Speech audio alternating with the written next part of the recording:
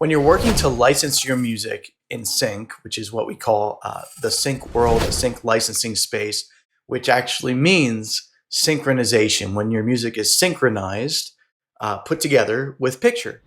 When you're doing that, you're serving the content makers because you're serving the picture, and that includes all the filmmakers. So when you serve the filmmakers, you've got to consider that there's this process that these filmmakers, also called film producers, have to go through to create their film from conception to finish. We're going to talk about a crucial part of the process, film festivals, and what that means for you when it comes to licensing your music in films that are being shown at film festivals. Are you ready? Let's dive in.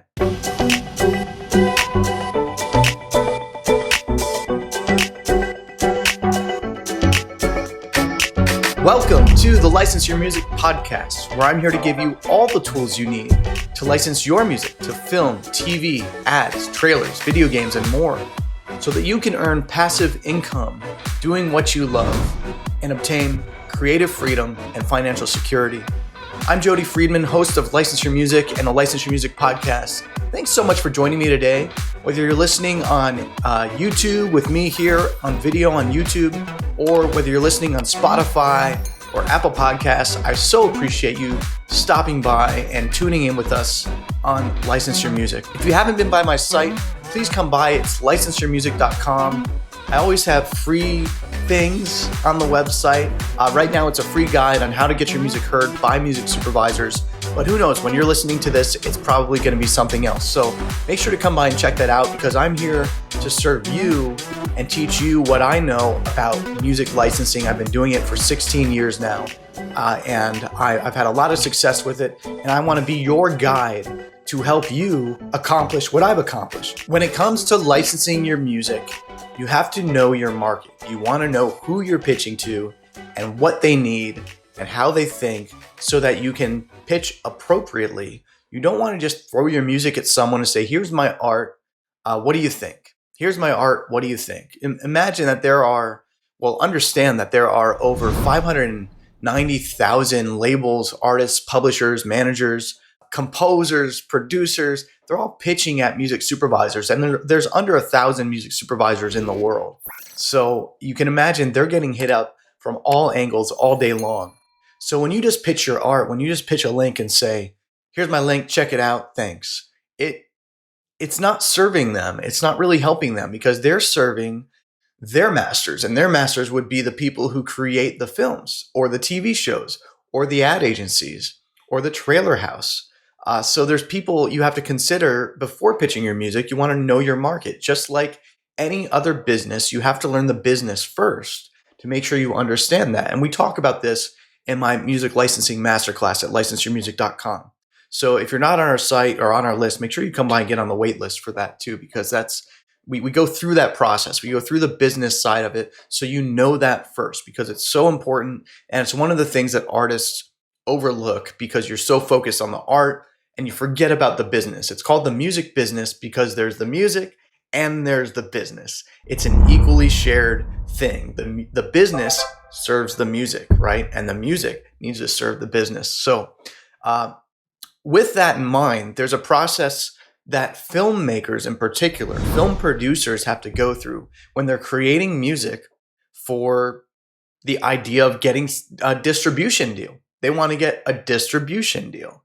And what that means is they want to get their films distributed, sent around the world, just like musicians sign up with CD Baby or TuneCore or DistroKid or Dashgo, whomever it might be, to distribute your music to Spotify and Apple. Filmmakers, it's not that simple. There's not one place you can just go sign your film up and suddenly you're with Netflix. You have to go get a buyer or a distributor on board to distribute your film. And the vehicle that filmmakers use, at least pre-COVID, I'm not sure if it's going to stay this way, but pre-COVID, the vehicle that they would use to seek out distributors were film festivals. Film festivals in the U.S. and worldwide. There's the Cannes Film Festival overseas. There's actually several others that I can't think of at the moment. But in the U.S., there's Sundance, there's Telluride, there's the Tribeca Film Fest. There are all kinds of film festivals, the Tampa Film Festival. There's all kinds of film festivals throughout the country and throughout the world that are set up for distributors to like Netflix, Hulu, Amazon, HBO, Showtime, Lionsgate. These distributors come to these film festivals and they watch films and they judge the films based on what they think will work for their channel, for their program, for their programming. So as a filmmaker, when you're creating the film, you submit to film festivals. And if you get accepted, there's an acceptance process. So they're competing like a contest. They're competing to get accepted. If they get accepted to that film festival, their film has an exhibition at that film festival. And the distributors watch the films and they decide if they want to sign the film and distribute it. It's how filmmakers have obtained distribution deals for many, many years. So if you can imagine, that's a public showing of the film. And a lot of filmmakers, independent filmmakers, will license music ahead of time to show at their film festivals. And sometimes they'll have the money and they'll license it for all media rights, which means they're getting all the types of rights that they need: the TV rights, the theatrical rights, the film festival rights, internet rights for social media usage, everything. That's all media. That encompasses everything you can think of. But in other cases, they don't have a lot of money. They're independent filmmakers and everything they pay for is coming out of their own pocket.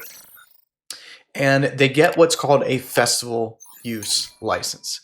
A festival use license is usually valid for 1 year, maybe 2 years, and it gives them a year or two to shop the film with music in it that they have the rights to do that with. But what it doesn't include is using that music beyond the film festival. So if a distributor comes on board and they see a film that, let's say, licensed your song, let's call your song I Love New York. I'd love to use that as a song name for some reason, probably because I love New York City. But if your song's called I Love New York and they did a festival license and they paid you, let's say, $500, that's $250 for the master and $250 for the publishing. They paid you that fee, $500, for 1 year to use your song, I Love New York, in their film and to shop it to film festivals. Well, then let's say it gets picked up. It gets picked up at a film festival by, let's just say, Netflix. Netflix then wants to distribute it, or Amazon wants to distribute it. And now they don't have the rights to use your music beyond that film festival. They need to come back to you as the rights holder, as the owner of that copyright, or your rep, or your publisher, or your label, and they need to secure those additional rights. The right to exhibit it in theaters, or on TV, or on streaming video on demand, subscription video on demand, or ad-supported video on demand like Hulu, where there's ads running with the content that they show. So there's all other sorts of rights that they need to acquire. So what some people do is they build in step deals to these film festival uses. So they'll say you get the song for $500 up front, but then you get an additional $500 upon distribution. That's what some people do. There's all sorts of ways to do this. There's that saying, there's 100 different ways to skin a cat, which is a terrible, terrible saying, especially if you're an animal lover. But what it means is there's a lot of different ways to do things. And when it comes to licensing, there really is. There's no set rules. What happens is you create a license and say, these are my rules. And the person you're licensing it to looks at your rules and says, no, that doesn't work with what we need. And then you adapt to what they need and you guys work with each other. But there's a lot of different ways to do these licenses. But with a film festival, you definitely need to give them the rights to use your song in the film festival. And a lot of independent filmmakers might approach you at some point and ask you if they could license your music for free. And there's another video, there's a whole nother lesson I talk about, should you license your music for free? If it should be a podcast episode. If it's not out yet, it will be soon. And if not, there's a video on our YouTube that's going to be up soon if it's not up already. There's a whole discussion about that. But when it comes to film festivals, I really discourage people from licensing their music for free, because the way your music will serve the picture. If your music helps that person get a distribution deal with a distributor, shouldn't you be properly paid for helping them do that with your art? Your art supports their art, which allows a distributor to come on board and license the video, the project, and distribute the project that has your music in it.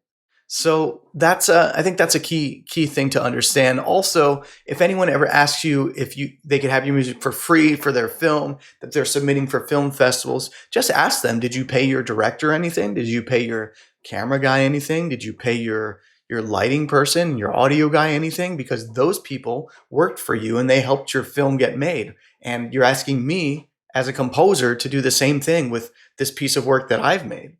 It's very easy for people to look at art and say it's like water. It's easy to digest, so therefore it's not really something I should pay for. And that is such an unfortunate thing. And it's an unfortunate point of view that people take with art and with music. And music is always the last thing that people think about. Distributors, filmmakers, they make the film, they make the product, and then at the end they're like, oh, what about the music? And that's when they reach out to music supervisors, and we usually have to come in and clean up a mess that they didn't think about, when it comes to budgeting for music and whatnot, because it's usually an afterthought because of that perception. It's like water. We digest it daily and we don't think about it. We just hear music. We hear music for our whole life. So we think it's just like water. It's something that keeps me alive and, keeps me going, and I don't need to pay for that. But it's not true. It's a piece of art. It's an intellectual property that artist and that producer spent time making. So if you are a filmmaker listening to this, I hope that that's helpful in understanding where we come from as content creators when it comes to creating music. We're creating art. We're creating an intellectual property that has value. And if it can elevate your film, then great. We want to support you in doing that, but you need to pay us to use our music in your project. A lot to digest, a lot to go over there. This is going to be a rather short episode because it's pretty brief. It's to the point. So now you know about film festivals, you know about festival licenses, you know why you shouldn't license your music for free to film festivals, and you understand that what you create has value. Don't let anyone devalue your art. If they're going to ask you to do something for free, then you need to have a good conversation with them about why they think it should be free. Thanks so much for listening. I'm Jody Friedman from License Your Music, licenseyourmusic.com. Follow us on Instagram at License Your Music, on Facebook at License Your Music, and of course our YouTube channel here and on Spotify. Thank you so much for listening to our podcast, and on Apple Podcasts. If you are listening on there, please leave us a review. That helps me out a ton. And just keep making music. Keep studying it, learning the business. Thanks for being here. Stay cool. Peace.